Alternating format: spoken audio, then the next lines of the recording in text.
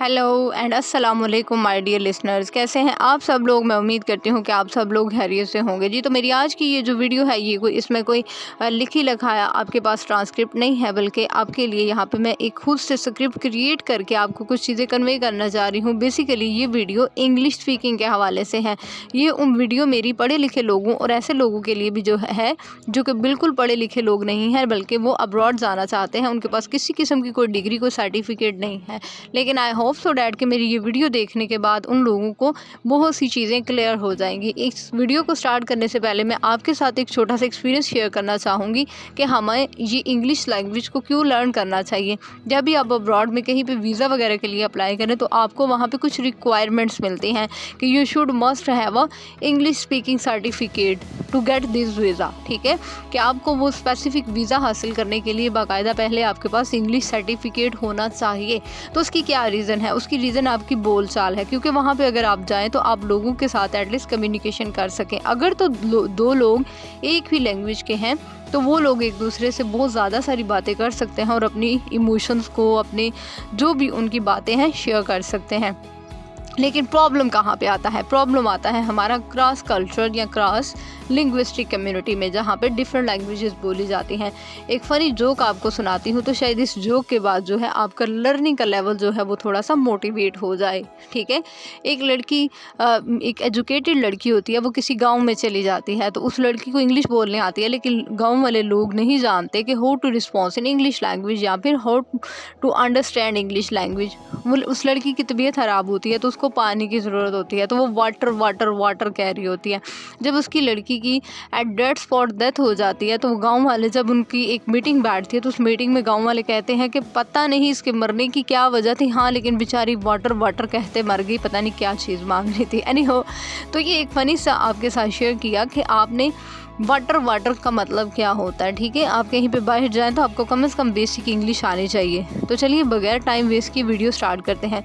सबसे पहली बात तो ये देखें, आप चले गए किसी फॉरेन कंट्री में, अब सामने वाले से आपने करनी है बातचीत के लिए सबसे पहले होते हैं ग्रीटिंग्स से मुराद कि आपका किसी को सलाम दुआ करना, अदब अदाब। ठीक है, तो अब अगर तो आप मुस्लिम हैं तो सिंपल सी बात है, आप भाई बोलेंगे अस्सलाम वालेकुम। अगर सामने वाला, आप मुसलमान हैं, सामने वाला मुसलमान नहीं है, तो अब आप उसको अस्सलाम वालेकुम कहेंगे। उसके लिए तो ये एक नया वर्ड है, लिहाजा यहाँ पे इंग्लिश में एक अल्टरनेट वर्ड है हाय हेलो। सही है, आपने वहाँ पे उसको क्या कहना है, हाय हेलो। हाय हेलो के बाद या फिर अस्सलाम वालेकुम के बाद, ग्रीटिंग्स के बाद आप स्टेप नंबर 2 पे मूव करेंगे। स्टेप नंबर 2 क्या है? आप सामने वाले से ऑब्वियसली पूछेंगे हाउ आर यू, मतलब कि आप कैसे हैं। तो आगे से आपको रिस्पॉन्स आएगा आई एम फाइन, मैं ठीक हूँ।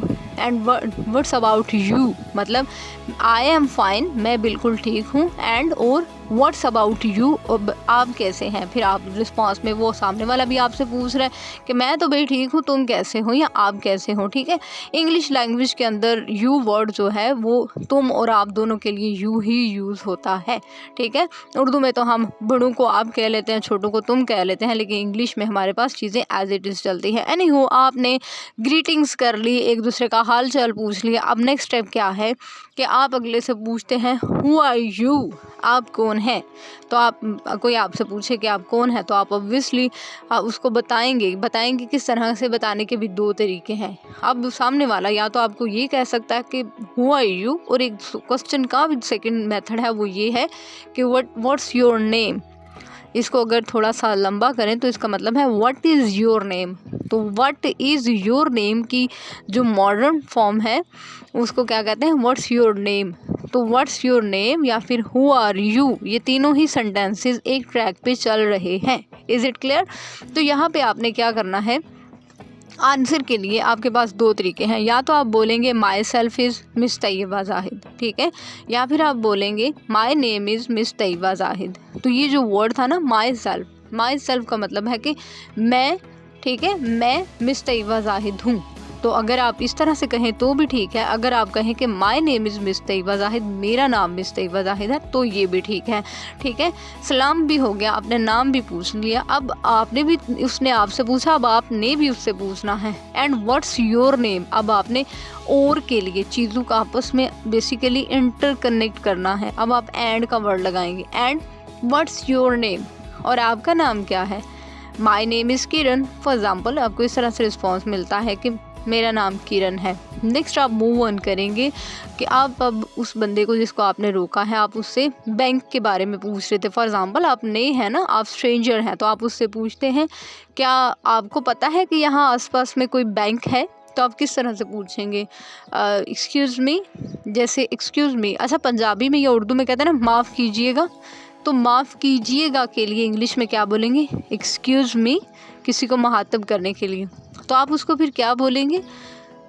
Do you know any nearest bank, क्या आपको यहाँ पे किसी करीबी बैंक का पता है? अब ये जो मैंने वर्ड बोला है यहाँ पे, तो थोड़ा सा सेंटेंस को एक्सपेंड करते हैं। Do you know any nearest bank here, ठीक है। अब यहाँ की इंग्लिश क्या है? हेयर। तो आप क्या बोलेंगे कि आपको यहाँ पे किसी करीबी बैंक का पता है। अब सामने वाले को आपने ये कहा, अब साथ आप थोड़ी सी डिस्क्रिप्शन भी देंगे।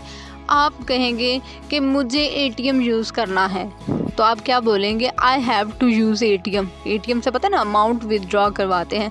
तो अब आपने उसको ये कहना कि मुझे एटीएम यूज़ करना है। तो आप यूज़ करना है या फिर करने की ज़रूरत है, तो आप ज़रूरत के लिए वैसे तो अगर वर्ड बाय वर्ड देखा जाए तो नीड का लफ्ज़ यूज़ होता है। नीड मतलब कि ज़रूरत। ये ना अक्सर पंजाबी उर्दू में हमारी सोसाइटी में ये एक वर्ड बोलते हैं कि वो बहुत नीडी लोग थे। नीडी से मुराद क्या है? हमारा ज़रूरतमंद लोग, ठीक है। नीडी के साथ एक और वर्ड मेरे जहन में आ गया, ग्रीडी। वो बहुत ग्रीडी पीपल थे। कहीं पे रिश्ता आपका बन रहा हो ना, तो रिश्ता टूट जाए तो बाद में अब यू ब्लेम करते हैं ना, वो बहुत ग्रीडी पीपल थे। तो ग्रीडी का मतलब क्या होता है? बहुत लालची लोग। एनी हो, अपने टॉपिक की तरफ वापस आते हैं।